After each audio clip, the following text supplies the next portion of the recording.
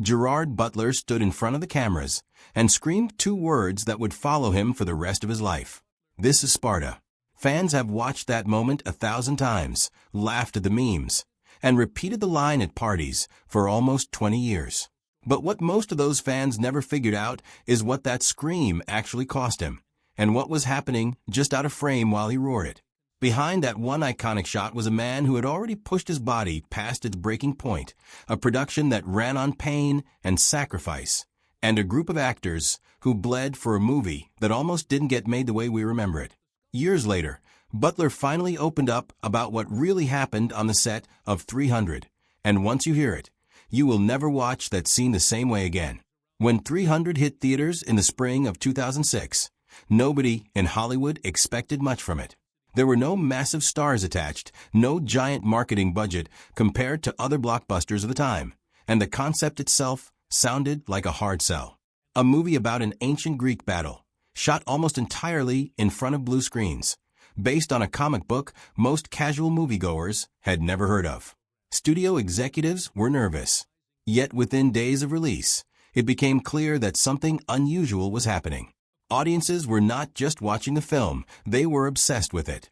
Ticket sales exploded far beyond projections, and 300 quickly became one of the biggest word-of-mouth hits of the decade, eventually pulling in hundreds of millions of dollars worldwide on a budget that was tiny by blockbuster standards.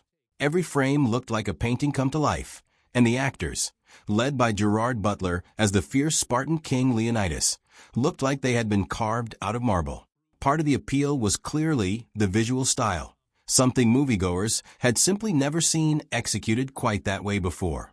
But looking back, it seems just as likely that people could sense the intensity radiating off a screen, an intensity that, as it turns out, was not just acting. It was real exhaustion and real pain being channeled directly into every single scene. That physical transformation became just as famous as the movie itself. Almost overnight, gyms across the world started offering Spartan-style workouts. Personal trainers began selling programs inspired by the cast training.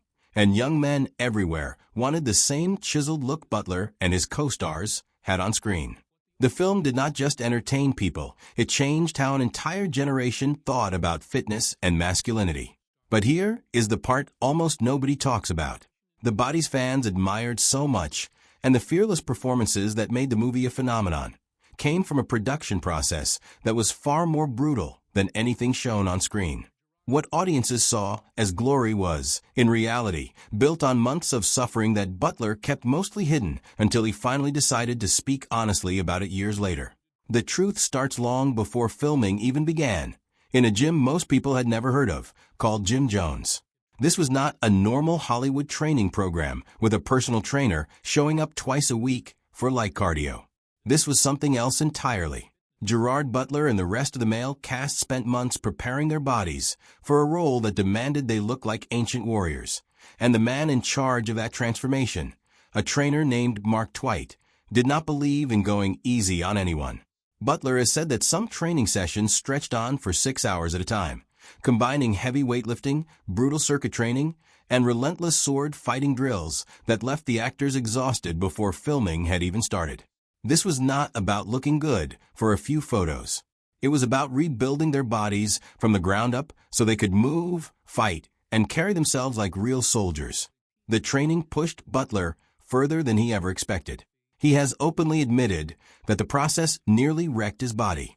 Constant strain led to tendinitis that made simple movements painful, damage to his hip that lingered long after the cameras stopped rolling, and a torn rotator cuff that at one point made it difficult for him to even lift his arms above his shoulders. Most actors in his position might have scaled things back to protect themselves from further injury. Butler did the opposite. He pushed through the pain because he believed that suffering was part of becoming Leonidas. In his mind, a king who was about to lead 300 men into a battle they all knew they would lose could not be played by someone who had taken the easy road to get there. The training had to hurt, because leading Spartans into death was supposed to hurt too. The program itself eventually became famous on its own, separate from the movie.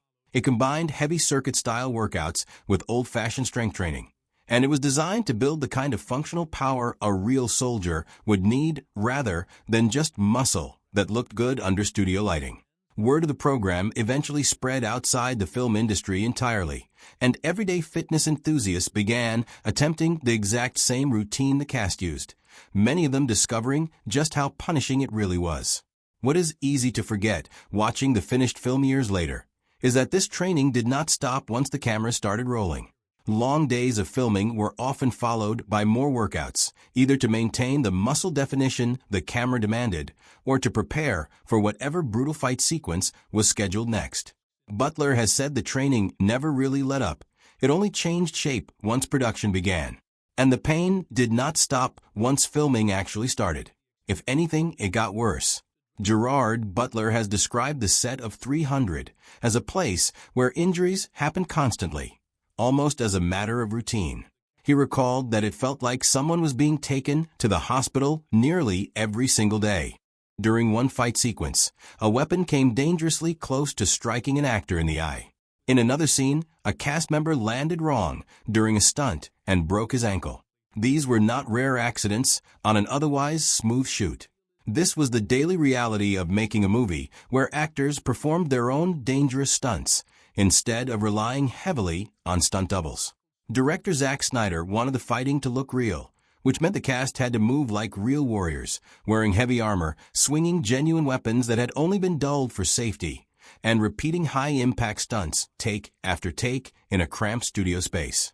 There was very little room for error, and yet mistakes kept happening because the human body can only be pushed so far before something gives out.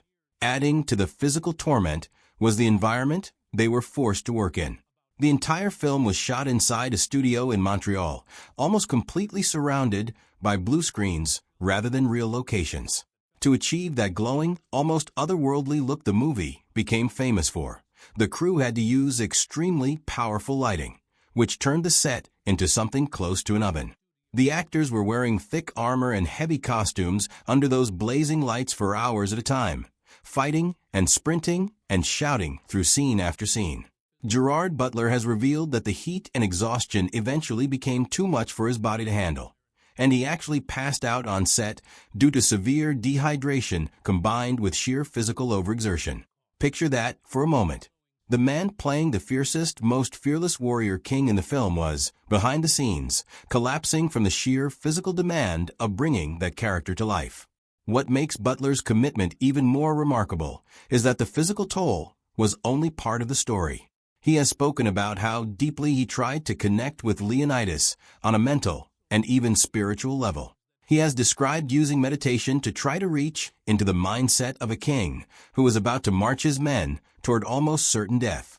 For Butler, simply memorizing his lines and hitting his marks was never going to be enough. He wanted to actually feel what it might be like to carry that kind of responsibility, to look your closest friends in the eye knowing you were leading them into a battle most of them would not survive. That emotional weight became part of his daily preparation, layered on top of the physical training and the constant risk of injury.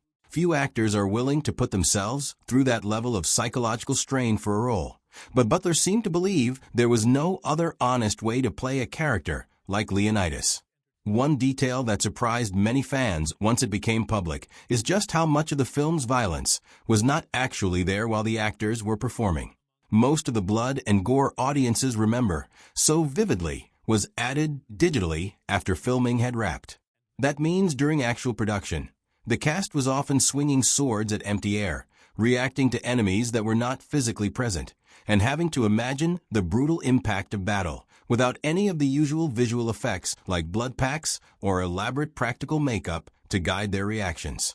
Every wince, every scream, every look of exhaustion had to come purely from imagination and physical exertion, performed in front of a plain blue backdrop. It takes a strange kind of skill to make an audience believe in violence that, during filming, technically was not even there yet.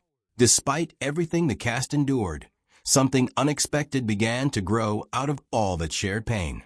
A real bond formed among the actors, one that went far beyond a typical working relationship between co-stars.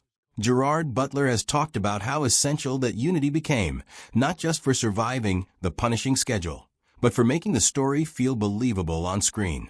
The main cast, including actors like Lena Headey and Michael Fassbender, were pushed through the exact same grueling training sessions together, sweating through the same brutal workouts, nursing the same bruises, and pushing each other through moments when quitting would have been the easier choice. They were not simply memorizing a script about brotherhood among Spartan soldiers. They were, in a very real sense, living a smaller version of it themselves. Butler has said that by the time actual filming began, the cast already felt like they had been through something like war together, and that shared history made every scene about loyalty and sacrifice feel far more genuine. That off-screen bond seeped into everything on screen. When the film shows soldiers standing shoulder to shoulder, refusing to abandon each other even in the face of overwhelming odds, audiences were watching something that had partially been built from real exhaustion and real trust between the actors.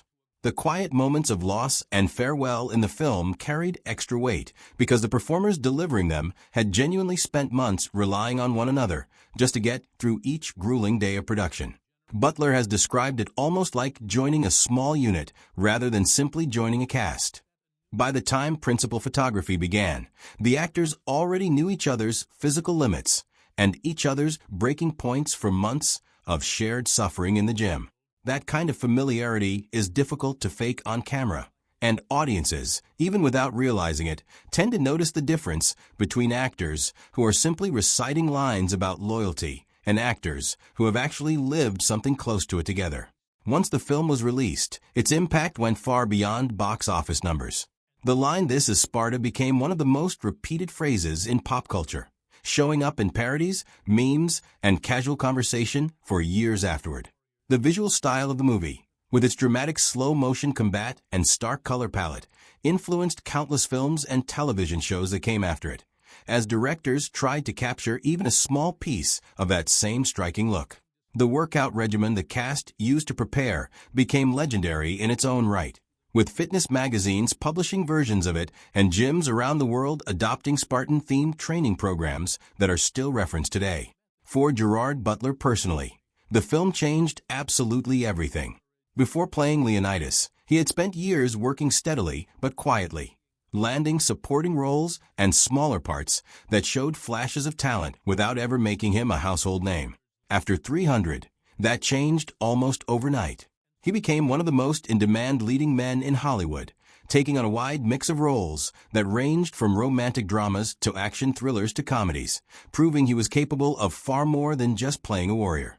Yet no matter how many different characters he has played since then, there is a good chance that when people picture Gerard Butler, the image that comes to mind first is still Leonidas standing on that battlefield, roaring his defiance at an empire. The ripple effects of 300 reached far beyond Butler's own career as well. Director Zack Snyder used the attention the film generated to move on to even bigger projects, eventually taking the reins of some of the most recognized comic book adaptations in modern cinema. Few movies manage to launch both a director and a leading actor into a completely new tier of their careers at the same time, but 300 somehow did exactly that. What makes his story even more compelling now is how honest he has been about what that role actually took from him. He did not hide behind the mythology of the finished film. He talked openly about the injuries, the exhaustion, the collapse from dehydration, and the mental toll of trying to fully become a man who was willing to die for his people.